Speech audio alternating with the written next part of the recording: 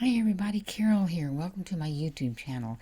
Today I'm going to be making card number 4 of the 10 Cards 1 Kit Simon Says Stamp July 2019 card kit.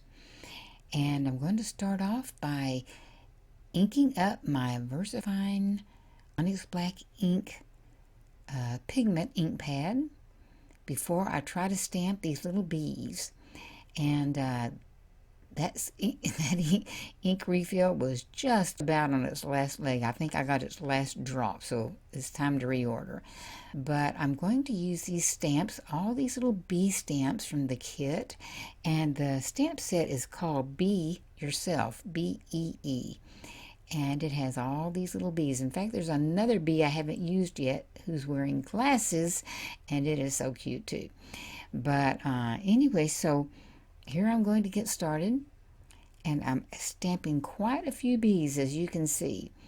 5, 10, 15 bees. You do not have to do this. I wanted to make it a large card, and I'm going to color all of these. I just love the big grouping of the bees because I think they're so cute, and I'm working on the placement here as to exactly where I want to put them, and kind of stagger them as best I can.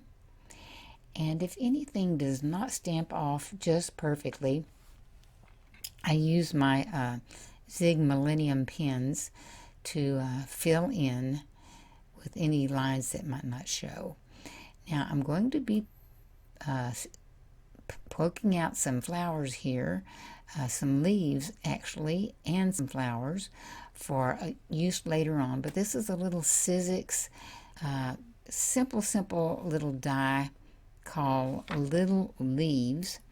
And then I'm going to use this punch that I bought from Stampin' Up. I think on the inside there it says Paper Shapers.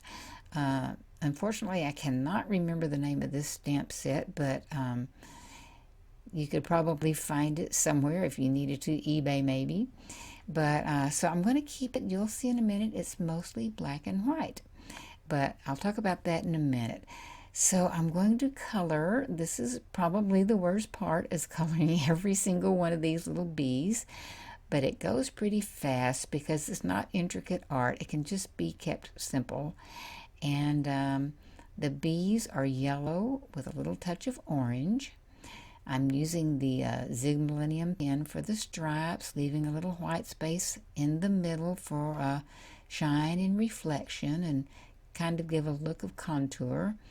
And then blue for the wings, and where the wings overlap, I make that little section much darker. So I'm putting just some orange highlights, not necessary, except that I just think it adds depth, and then some pink for the cheeks. Just want these to look like cheerful, happy little bees. So and then that is a blender pencil, and I go back and try to blend some of those colors together, the oranges and the yellow in particular. And so I will go on and on and on until I get these done.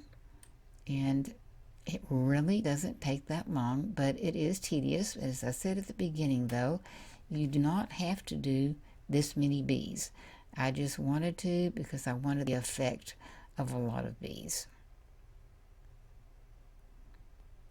So as I go on forward, I know that it's not a big thrill to watch somebody color.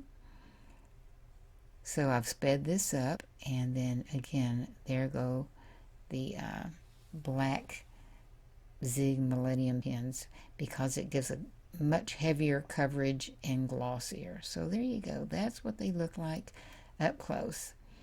And so off camera, I went ahead and finished almost all of them. I thought I'd just show the little tiny bit of finishing here, and then we'll be done with the coloring.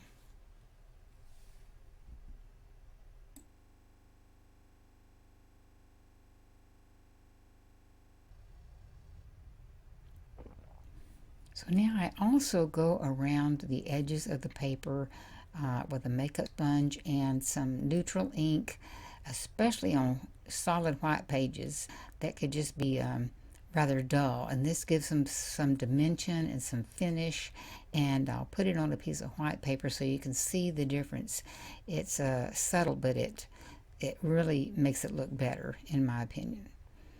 So now, those leaves I talked about, die cutting, and the flowers that I punched out, I have a strip of black that's the same width as the white piece you saw a while ago. And so I'm going to place these little leaves and flowers across this, and you'll see it all come together in just a few minutes. But I just put a little bit of Tombow Mono Multi glue on the backs of these cards. Now this was a piece of print paper, which you can see. Off to the far right was a piece of print paper that had script on it from one of the Simon Says kit, and I loved it, but there was absolutely none of it left but just to do the one leaf. So I tried to match it as best I could for my stash. Not as pretty, in my opinion, but anyway, made one more leaf of that just for something different.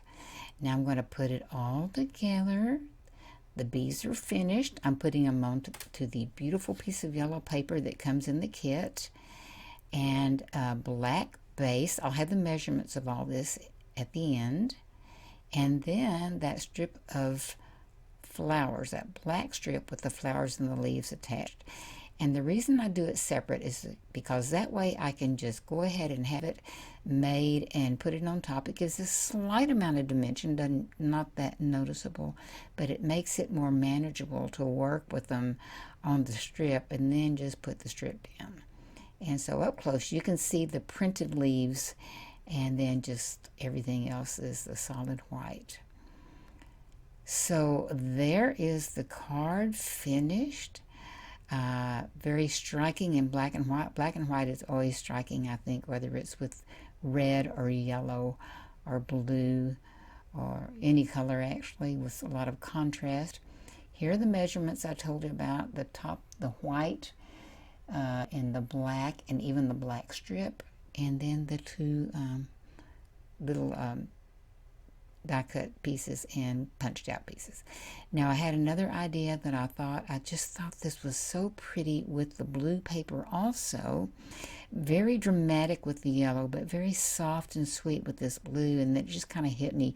This to me would make a sweet baby card for a boy. And if you had someone really special that had a little boy, you could make this card. I just think it's pretty, and then have blue leaves instead of the print leaves.